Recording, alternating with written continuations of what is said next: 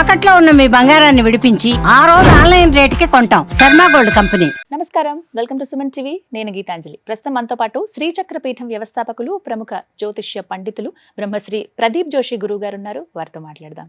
గురుగారు నమస్కారం అండి. శ్రీమాత్రే నమః. చొల్లంగి అమావాస్య, చాలా మంది అసలు ఆ రోజు ఏమిటి ప్రత్యేకం, రకరకాల పేర్లు ఉన్నాయి అమావాస్యకని. ఆ రోజు చాలా విశేషవంతమైనది, శక్తివంతమైనది అని చెప్తున్నారు అన్ని అమావాస్యల్లోనూ. అసలు ఏంటండి ప్రత్యేకత? ఆ రోజున ఏం చేయాలి, ఏం చేయకూడదు, విధిగా ఆచరించవలసింది ఏంటి, ఎవరెవరు ఏమేం చేయొచ్చు వివరించండి. శ్రీ గురుభ్యో నమః. శ్రీమాత్రే నమః. యోంత ప్రవిశ్య మమ వాచమిమాం ప్రసుప్తాం సంజీవయత్యఖిల శక్తిధరస్వధామ్నా అన్యాంశ్చ హస్తచరణశ్రవణత్వగాదీన్ ప్రాణాన్నమో భగవతే పురుషాయ తుభ్యం. శ్రీమాత్రే నమః. అమావాస్య ఈ పేరు వినగానే అందరూ భయపడిపోతారు. కొంతమంది భయపడతారు, కొంతమంది భయపెట్టేశారు. అన్నీ జరుగుతానే ఉన్నాయి. ఒకటి, సంవత్సరానికి 24 పర్వదినాలు ఉంటాయి. ఏమంటారు? పర్వదినాలు 24 ఉంటాయి. పర్వదినాలు ఇవి మనకి సూర్య చంద్రుల బేస్ మీదనే వీటిని పర్వదినాలు అంటారు. ఇవి బేసిక్గా ఇంకా దేనికి సంబంధం ఉండదు. ఇంకా ఇవి పర్వదినాలు పక్క 24 పర్వదినాలు. అందులోపల 12 పౌర్ణమిలు.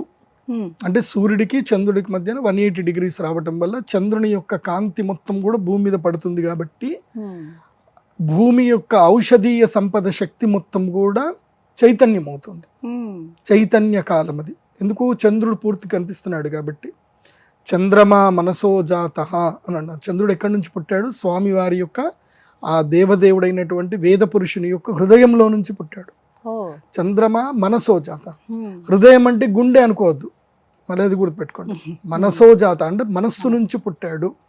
మనస్సు ఎక్కడుంది అని అంటే, నీ శరీరంలో మనస్సు ఎక్కడుంది అని అంటే అన్ని చోట్ల ఉంది. ప్రపంచం మొత్తం కూడా మనస్సు అంతా ఉంది. ఇప్పుడు నేను కళ్ళు మూసుకొని నేను తిరుపతిలో ఉన్నాను అంటే నా మనసు ఇప్పుడు తిరుపతిలో ఉంది. సో ఇప్పుడు నా కళ్ళు మూసుకొని నేను కంచి కామాక్షమ్మ వారి యొక్క అభిషేకాన్ని చూస్తున్నాను అనుకుంటే నా మనస్సు అక్కడుంది. సో మనస్సు ఎక్కడుంది అని అంటే ఎక్కడైనా ఉంటుంది. అందుకే మనకి ఆంజనేయ స్వామి ఏమని చెప్తారు? మనోజవం మారుత తుల్య వేగం జితేంద్రియం బుద్ధిమతాం వరిష్టం వాతాత్మజం వానరయూథ ముఖ్యం శ్రీరామదూతం శరణం ప్రపద్యే అని అంటారు. అంటే మనోజవం అంటే మనోవేగాన్ని కూడా ఆయన గెలిచాడు అని అంటారు. అంటే మనోవేగాన్ని గెలవడము అంటే మనస్సు అంటే ఇంద్రియాలు, మనస్సు అంటే కోరికలు, మనస్సు అంటే సంకల్పం, మనస్సు అంటే అభిష్టం. సో అవన్నిటిని కూడా దాటాడు ఆయన. కాబట్టి ఆయన మనోజవుడు అని ఆయనకు పేరు. మనోజవం మారుత తుల్య జితేంద్రియం అంటే ఇంద్రియాలని మొత్తం గెలిచాడు. అంటే మనస్సును గెలిచాడు. మనస్సును గెలిచి బుద్ధిమతాం వరిష్టం అంటే బుద్ధి ద్వారా అతను వరిష్ఠుడైనటువంటి శక్తి సంపన్నుల వారయ్యారు ఆంజనేయ స్వామి. అందుకే మనస్సు చాలా శ్రేష్టమైంది. సంకల్ప సిద్ధి కలగాలి, మనకి పాజిటివ్ రావాలి, మన కోరికలు నెరవేరాలి. పౌర్ణమి మనం చైతన్యవంతులం అవ్వాలి, అదృష్టవంతులం అవ్వాలి, యోగవంతులం అవ్వాలి, సంపద రావాలి. వీటన్నిటికీ పౌర్ణమి వ్రతం అని ఒకటి ఉంటుంది. ప్రతి పౌర్ణమి రాత్రి చంద్రబింబము లోపల లలితా సహస్రనామం చదువుకోవాలి. శ్రీచక్రం ముందు పెట్టుకోవాలి, అభిషేకం చేసుకోవాలి, పాలల్లో చంద్రుని చూస్తూ ప్రతి పౌర్ణమి లలితా సహస్రం చదవాలి. సింపుల్ రెమెడీ, ₹1 ఖర్చు లేదు. ఏ పంతుల్ని పిలవాల్సిన అవసరం లేదు, ఏం అవసరం లేదు. మీకు మీరుగా చక్కగా ధ్యానం చేసుకుంటే పౌర్ణమి. ఏది? పాజిటివ్ ఎనర్జీ గెయిన్ చేయడానికి. పాజిటివ్ ఎనర్జీ ఓకే, కానీ ఎంత పాజిటివ్ ఎనర్జీ వచ్చినా కొన్ని పోవాలి కదా. ఇప్పుడు ఉదాహరణకి నేను ఏది స్వీకరించినా దాన్ని విసర్జించక తప్పదు. ప్రపంచంలో వెలుగు ఎంత ఉందో నీడ కూడా అంతే ఉంది. కాబట్టి ఈ నెగిటివ్ ఎనర్జీ ఏదైతే వస్తుందో ఆ నెగిటివ్ ఎనర్జీ కూడా పోవాలి. ఇప్పుడు అప్పుడప్పుడు పాజిటివ్ కూడా నెగిటివ్ కిందకి మారుతుంది. ఇప్పుడు మనం కోరిన కోరికలు కూడా మనల్ని బంధంలో ఇరికిస్తాయి. ఇరికిచ్చినప్పుడు వాటిలోంచి బయటకు రావాలి. ఏం చేయాలి? అమావాస్య. అమావాస్య మరణానంతర జీవానికి, తర్వాత పితృదేవతలకు, వీటన్నిటికి కూడా అమావాస్య శ్రేష్టమైంది. అమావాస్య నెగిటివ్ మొత్తం పోవడానికి, శత్రుబాధ పోవడానికి, రుణబాధ పోవడానికి, మన పితృదేవతలకి శాంతి కలిగించడానికి, వాళ్ళకి అన్నం పెట్టడానికి, అదేవిధంగా అతీతమైన శక్తులు పొందడానికి మనకి అమావాస్య శ్రేష్టం. సమయాచారానికి పౌర్ణమి, వామాచారానికి అమావాస్య, ఓహో. గుర్తుపెట్టుకోండి. ఎందుకోసం అంటే కాళీ శక్తి, మహాకాళి యొక్క శక్తి కావాలి అని అంటే మనకి అమావాస్య, బికాస్ కాళరాత్రి కాబట్టి వెలుగుంటది కాబట్టి. అదే పార్వతి గౌరీ, గౌరీ అంటే ఎవరు అంటే అమ్మవారి మళ్ళీ. సో గౌరీ శక్తి రావాలి, పాజిటివ్ ఎనర్జీ రావాలి, ఇచ్ఛాశక్తి రావాలి, ఇచ్ఛాశక్తి క్రియాశక్తి రావాలి. దానికోసమని పౌర్ణమి. సో ఇవి రెండు పర్వదినాలే. అందులోపల పౌర్ణమిలు కొన్ని చాలా శ్రేష్టమైనవి. కార్తీక పౌర్ణమిలు, ఆశ్వయుజ పౌర్ణమి, తర్వాత శ్రావణ పౌర్ణమి, మాఘ పౌర్ణమి, తర్వాత ఆషాఢ పౌర్ణమి, ఇవి మనకి చాలా శ్రేష్టమైన పౌర్ణమి. అమావాస్యలో 4 అమావాస్యలు శ్రేష్టమైనవి. ఒకటి పుష్య అమావాస్య, దీన్ని మౌని అమావాస్య అంటారు, చొల్లంగి అమావాస్య అంటారు. రెండవది మాఘ అమావాస్య, గుప్త నవరాత్రుల్లో వస్తుంది కాబట్టి మాఘ అమావాస్య చాలా శ్రేష్టమైనది. ఆ తర్వాత వచ్చేది ఆశ్వయుజ అమావాస్య. ఆశ్వయుజ అమావాస్య వచ్చేసి మనకి దీపావళి. తర్వాత భాద్రపద అమావాస్య, మహాలయ అమావాస్య, ఇవి 4. ఇంకొక గుప్త అమావాస్య ఉంటుంది, ఆషాఢ అమావాస్య. అది కేవలము వారాహి ఉపాసకులకు, తంత్రోపాసకులకు, తర్వాత ఈ ఇంద్రజాల మహేంద్రజాల విద్యల గురించి ఎవరైతే ప్రయత్నం చేస్తారో వామాచారం సంబంధించిన వాళ్ళకి తారాపీఠము, లేదా మీరు పోయి వచ్చినదే అమ్మవారి దేవస్థానం ఏంటది గౌహతిలో వెళ్ళారు కదా కామాఖ్య అమ్మవారి దగ్గరికి. సో కామాఖ్య అమ్మవారు, ఆ శక్తి పీఠాలకి ఇది చాలా శ్రేష్టమైనది ఆషాఢ అమావాస్య. మీరు ఆషాఢ అమావాస్య మీరు కామాఖ్య పీఠం పోతే మీకు ప్లేస్ కూడా దొరకదు, అంత బిజీ ఉంటుంది. సో మోస్ట్ ఆఫ్ ద మహా పండితులు, కొంతమంది తంత్రోపాసకులు మీకు ఆషాఢ అమావాస్య వాళ్ళు దొరకరు, కనబడరు, వాళ్ళు మీకు అపాయింట్మెంట్ ఇవ్వరు. అట్లా ఈ అమావాస్యలన్నీ ముఖ్యమైనవి ఉంటాయి. ఇప్పుడు మీరు అడిగింది ఏంటి, చొల్లంగి అమావాస్య అన్నారు. నాకు తెలిసి మీరు చెప్పినట్టుగానే చొల్లంగి అమావాస్య అంటే ఏదో ఆ ఊర్లో మనకి ఇప్పుడు సముద్రంలో నది కలుస్తుంది. ఎందుకోసం అంటే ఇంకా ఎండాకాలం స్టార్ట్ అయిపోతుంది కాబట్టి నీళ్లు సముద్రంలో కలవడం ఆగిపోతుంది. అందుకే ఇది లాస్ట్ డే అనుకొని ఆ చొల్లంగి అనే ఏదో ఊర్లో నీళ్లు కలుస్తాయని చొల్లంగి అమావాస్య అన్నారు, కానీ అది కాదు. సాంప్రదాయ రీత్యా సంస్కృతములో మనకి జ్యోతిష్ శాస్త్ర రీత్యా దీనికి ఉన్నటువంటి పేరు ఏంటంటే మౌని అమావాస్య. మౌని, మౌనం అంటే ఏంటి, మౌనంగా ఉండడం, అంతర్ముఖులు అవ్వడము. ఈ అమావాస్య యొక్క ముఖ్య ఉద్దేశం ఏంటంటే అంతర్ముఖుడు అవ్వడానికి నువ్వు సాధన చేయవలసిన సమయం ఇది. ఈ అమావాస్య నుంచి శివరాత్రి వరకు అంతర్ముఖ సాధన, యోగ సాధన, హఠయోగ సాధన చేయడానికి ఇది చాలా ముఖ్యమైనటువంటి కాలం. ఈ 4 రోజులు శివ పూజ చేయడానికి అత్యంత శ్రేష్టమైన కాలం. ఇప్పుడు ఇది ఏ ఋతువులో వస్తుంది, శిశిర ఋతువులో వస్తుంది. శిశిర ఋతువు మనకి ఒక సంకేతం చూపిస్తుంది, మనం అది నేర్చుకోం. మనకి ఏంటంటే ప్రకృతి ఎట్లున్నా సరే మనం దుప్పటి కప్పుకొని పండుకోవడం ఒక్కటి మనకు తెలుసు. ప్రకృతి ఎందుకు మారుతుంది, అది మనకి ఏం నేర్పిస్తుంది, ఇదేది మనం నేర్చుకోం. ఇప్పుడు మీరు ట్రైన్ జర్నీ చేసినా, బస్ జర్నీ చేసినా, అడవిలో వెళ్ళి చూడండి, మొత్తం ఆకులన్నీ రాలిపోతాయి, చెట్లు మొత్తం, అడవి అంతా ఎట్లా కనిపిస్తుంది అంటే బోసిపోయినట్టు కనిపిస్తుంది అడవి అంతా కూడా. సో ఇప్పుడు ధూమావతి అమ్మవారు సంచారం చేస్తారు అంటారు. ఈ 4 రోజులు ధూమావతి అమ్మవారు సంచారం చేస్తారు. అందుకే ఈ మాఘమాసం అంతా గుప్త నవరాత్రులు చేస్తారు అందరు కూడా. గుప్త శ్యామల నవరాత్రులు, గుప్త నవరాత్రులు చేస్తారు. ధూమావతి అమ్మవారు ఏంటంటే మొత్తం దుమ్ము లేపేస్తుంది కంప్లీట్ గా. చాట పట్టుకొని ఆమె కాకి వాహనముతో ఆమె వస్తూ ఉంటే మొత్తం క్షామం అంటే ఎండిపోయినట్టుగా కనిపిస్తుంది అనమాట. ఆ అమ్మవారు ముసలి స్వరూపంలో ఉంటారు. సో ధూమావతి అమ్మవారు, ఈ ధూమావతి అమ్మవారికి సంబంధించిన సమయం ఇది. అంటే ఎవరి జీవితంలో అయితే దారుణమైనటువంటి పరిస్థితి, ఇంకా మరణమో లేకపోతే శరణమో అన్న పరిస్థితి ఉంటుంది కదా, అలాంటి వాళ్లకు ఇది ఇంకా శరణాగతి పోవాల్సిన సమయం ఇది. శ్రీ విద్యలో శరణాగతి పోవాల్సిన సమయం ఇది. అందుకే ఇవి గుప్త నవరాత్రులు, సాధనా నవరాత్రులు అంటారు.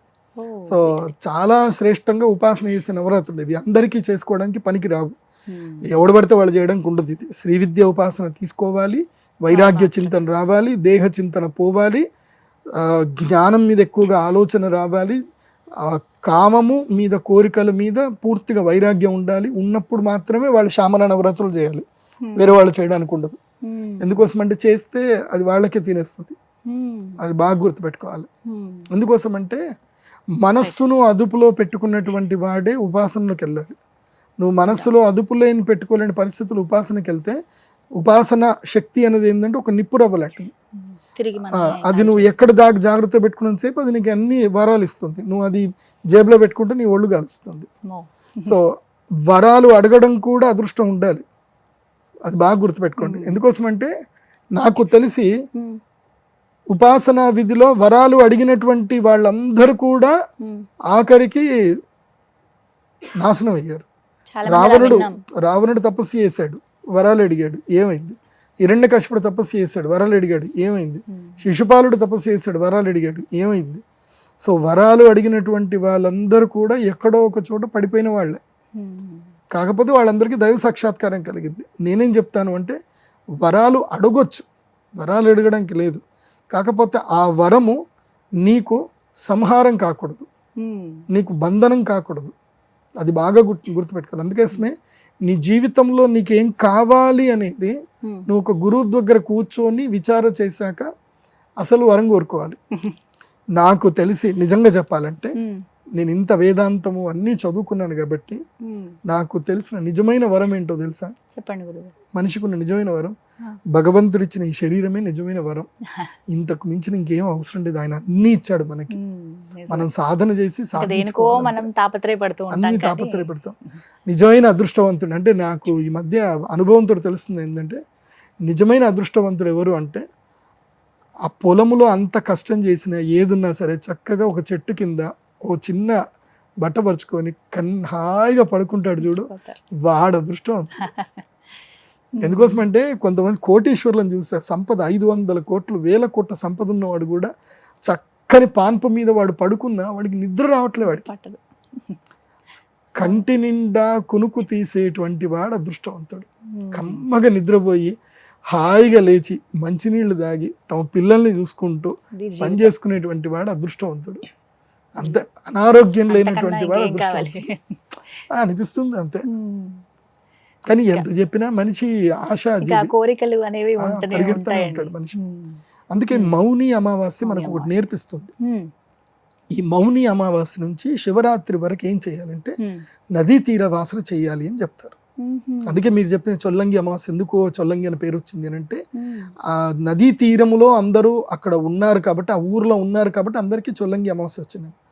చొల్లంగి అమావాస్య నుంచి మొదలు శివరాత్రి వరకు అంటే మాఘ అమావాస్య వరకు అనుకోండి, ఈ నెల రోజుల పాటు ఏంటంటే నదీ తీర వాసం చేయాలి, నదీ తీరంలో ఉండాలి, ప్రతిరోజు శివ పూజ చేయాలి. ప్రతిరోజు రోజు రోజు శివ స్ఫటికలింగం ఒకటి దొరుకుతుంది. ఎందుకోసం అంటే కలవు పార్థివలింగం. చాలా మంది పార్థివలింగం అంటే మట్టి లింగం అనుకుంటారు. పార్థివలింగము అంటే మట్టి లింగమే, కాకపోతే ఆ మట్టి అంటే ఏంటంటే ధాతువు, భూమిలో నుంచి వచ్చినటువంటి శుద్ధ స్ఫటికం. సో శుద్ధ స్ఫటికం అనేది అది మృత్తిక ధాతువు, అది కూడా ఒక రకమైనటువంటి ఇసుక రేణువే అది. సో ఆ పార్థివలింగాన్ని కలికాలలో పూజ చేయాలి. సో అందుకే నేను అందరి కోసం ప్రత్యేకంగా శ్రీచక్ర స్ఫటికలింగాలు చేసి ఇచ్చాను. ఈ శివరాత్రికి అందరు తీసుకుంటారు ఇప్పుడు శ్రీచక్ర స్ఫటికలింగాలు. ఆ శ్రీచక్ర స్ఫటికలింగాలు ఎవరెవరి ఇంటికి వెళ్ళాయో వాళ్ళ ఇంట్లో అరిష్టం అయితే రాలేదు ఇప్పటి వరకు. అందరూ ఆరోగ్యంగా ఉన్నారు, బాగున్నారు. సో దానైతే నాకు హ్యాపీగా ఉంది. అందరికీ నేను శివుడిని ఇచ్చాను. శివుడిని చాలా మంది ఏవో చెప్తారు ఇంత బొట్టిన వేలు పైన ఉండకూడదు, అంత పెద్ద ఏం పర్లేదు. శివుడు భోలా శంకరుడు ప్రేమకి లొంగిపోతాడు కాబట్టి శివుడిని ఇంట్లో పెట్టుకొని హ్యాపీగా పూజ చేసుకోండి. శివయ్య ఒంట్లోనే శివుడు ఉన్నాడు, ఒంట్లో శివుడు లేకపోతే ఇది శవం. నీ ఇంట్లో శివుడు ఉంటే ఏం నష్టం వచ్చింది? హ్యాపీగా పెట్టుకొని పూజ చేయండి. అందుకే ఈ మౌని అమావాస్య రోజు ఏం చేయాలి అంటే నదీ స్నానం చేయాలి. నదీ స్నానం తప్పకుండా. నేను ఒక శ్లోకం చెప్తాను, ఈ శ్లోకంలో ఉండే నదుల పేర్లు జాగ్రత్తగా వినండి.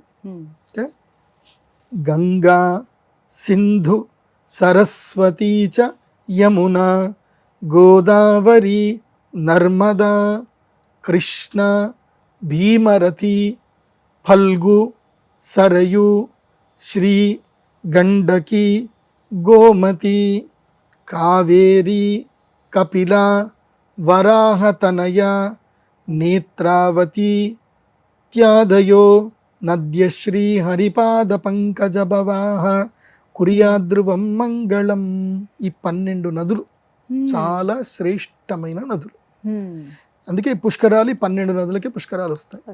గంగా, సింధు, సరస్వతి చ యమునా, గోదావరి, నర్మదా, కృష్ణ, భీమరథి చ ఫల్గు, సరయు, శ్రీగండకి, గోమతి, కావేరీ కపిలా వరాహ తనయా నేత్రావతి ఇత్యాదయో నద్యశ్రీ హరిపాద పంకజ భవాహ కుర్యాతృవం మంగళం. సో ఈ నదులన్నీ కూడా మీకు మంగళమును కలిగిస్తాయి. ఇవి హరిపాద పంకజములు అంటే శ్రీహరి యొక్క పాద పద్మముల నుంచి పుట్టినటువంటి నదీ జలములు, ఔషధీ జలములు.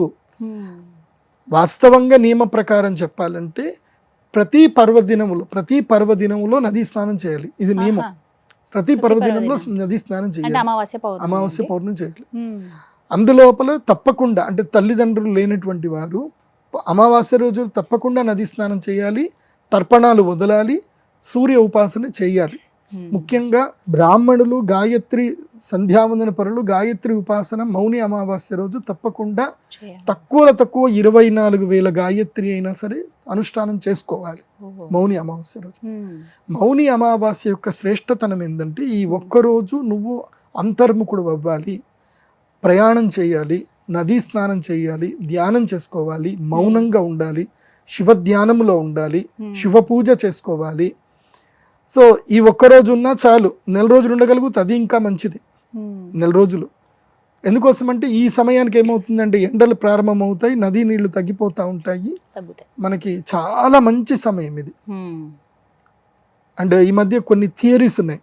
ఎవరైతే చాలా దుఃఖపడతారో బాధపడతారో వాళ్ళని ఏం చేస్తారు అంటే చల్లటి ఐస్ నీళ్ళని కూర్చోబెడుతున్నారు ఈ మధ్య కాలంలో.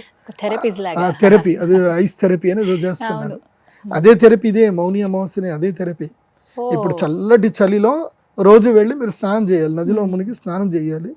ఆ స్నానం చేసి ఒక అరగంట రోజులు స్నానం చేయడం వల్ల ఏంటంటే అది కైండ్ ఆఫ్ థెరపీ, అది వాటర్ థెరపీ. అది ఆ థెరపీ చేసుకోవడం వల్ల మీ నెగిటివ్ అంతా కూడా బయటకు వెళ్ళిపోతుంది. సాధారణంగా మీరు అమావాస్య అన్నప్పుడు ఈ నెగిటివ్ ఎనర్జీస్ని తట్టుకునే విధంగా కొన్ని పరిహారాలు చెప్తారు కదా గురుగారు. ప్రత్యేకించి ఇళ్లల్లో ఉన్నవాళ్ళు ఈ మౌని అమావాస్య రోజున ఏం చేయాలంటారు? ఏమన్నా పరిహారాలు ఉన్నాయా?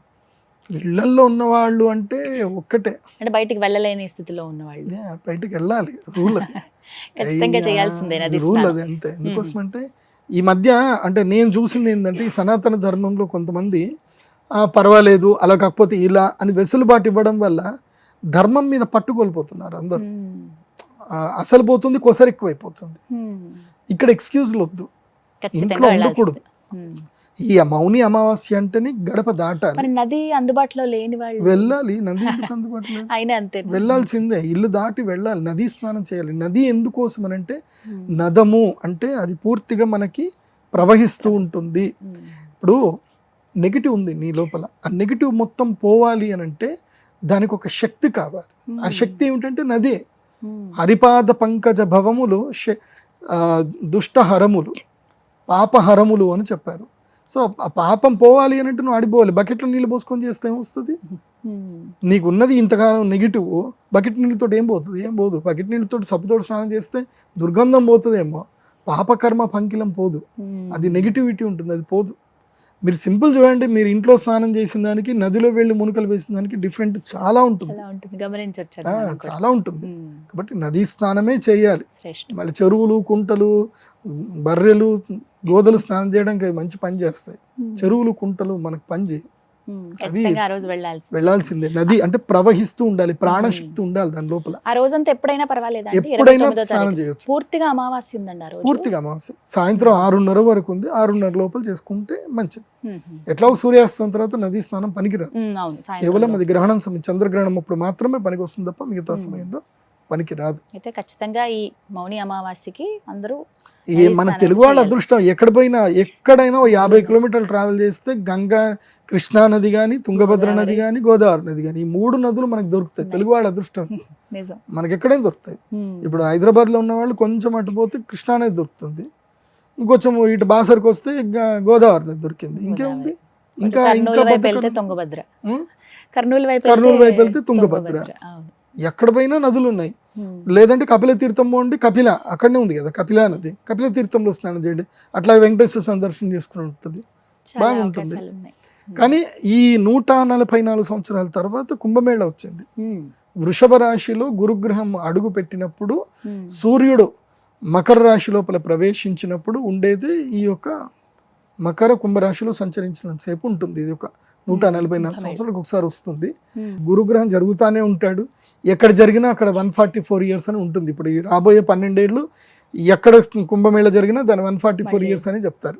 144 సంవత్సరాల సైకిల్లో మళ్ళీ వచ్చింది ఇది కాంబినేషన్. కాబట్టి రేపు మళ్ళీ ఉజ్జయిన్లో వస్తుంది, నాసిక్ త్రయంబకేశ్వర్లో వస్తుంది, మళ్ళీ హరిద్వార్లో కూడా వస్తాయి. ఈ రాబోయేటువంటి మూడు సంవత్సరాలకు ఒకసారి మళ్ళీ మహాకుంభమేళలు వస్తాయి. కాబట్టి కానీ ప్రయాగరాజ్ చాలా శ్రేష్టమైంది, ఎవరైతే ఇప్పుడు వెళదాం అనుకుంటారో వాళ్ళు మౌని అమావాస్యకి అక్కడ ఉండేలా చూసుకుంటే మంచిది. కాకపోతే క్రౌడ్ చాలా ఎక్కువగా ఉంది, కోట్లల్లో. వెళ్ళండి, ఏం పర్లేదు, అందరిలో మనం వెళ్తాం, చేస్తాం, స్నానం చేసి రావాలి. కానీ ఆ నెగిటివ్ ఫీలింగ్ తోటి వెళ్ళకండి, పూర్తి పాజిటివ్ ఫీలింగ్స్ తో మేము వెళ్తున్నాం, స్నానం చేస్తున్నాం, వస్తున్నాం అనుకోండి, దేవుడు మీకు దారి చూపిస్తాడు ఆటోమేటిక్గా.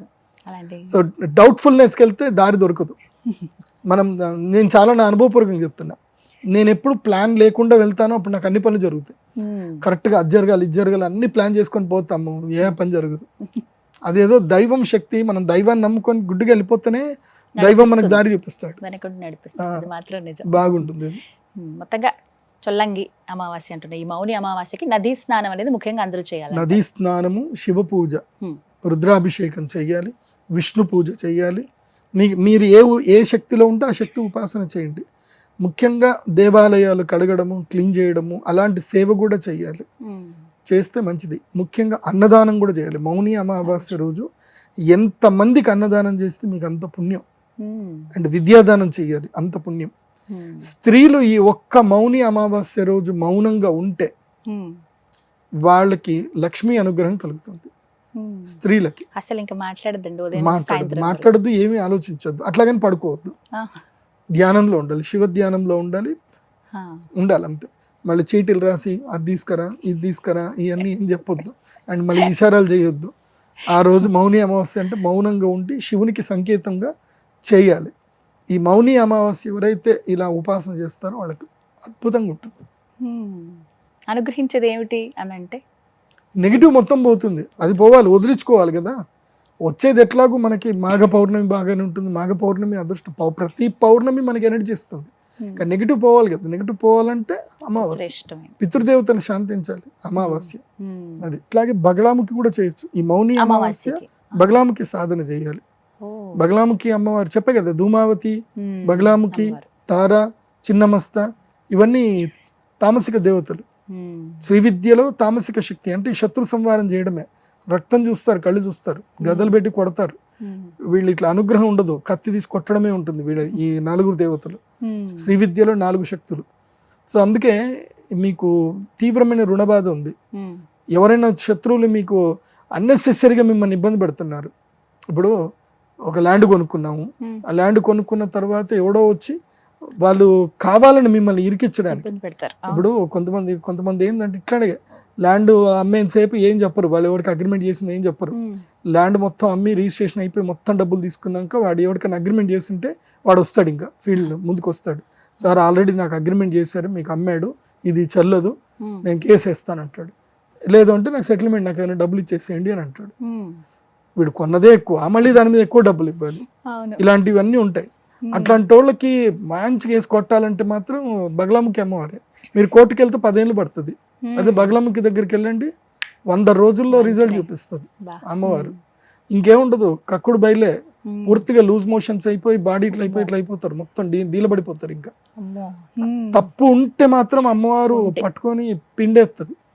అట్లా నేను చేశాను కదా, చాలా మందికి మేము అట్లా చేసిస్తే ఇంటికి వచ్చి క్షమాపణ కోరి వాళ్ళకి డాక్యుమెంట్స్ వాళ్ళకి ఇచ్చేసి దండం పెట్టిపోయిన వాళ్ళు ఉన్నారు. అలాంటి ఇబ్బందులు ఉన్న వాళ్ళు ఈ అమావాస్యకి అమ్మవారి సాధన చేయాలి. దైవం తప్ప ఇంకేం లేదండి. ఇప్పుడున్న సమయంలో ఈ కలికాలంలో మనల్ని ఇబ్బంది పెట్టే వాళ్ళ నుంచి మనం బతకాలి, బయటపడాలి అని అంటే దైవం ఒక్కటే మార్గం. ఈ చట్టాలు ఏవి కూడా మనకి సహాయం చెయ్యట్లేదు. Justice is getting delay. Maybe justice served but it's getting delay. అది చాలా డిలే అయిపోతుంది. లోయర్ కోర్టు పోయిందంటే హైకోర్టు పోయిందంటే సుప్రీంకోర్టు. ఆ పాటికి జీవితకాలం అయిపోతుంది. పెట్టిన పెట్టుబడిలో డబ్బులు రావు, ఏం రావు. అమ్మవారే చూసుకుంటారంట. మంచి సాధన ఖచ్చితంగా చేయాలి. అమావాస్య బగళాముఖి సాధన, లేదా మనకి ఫిబ్రవరి 2వ తారీఖు వస్తుంది రాజశ్యామల సాధన.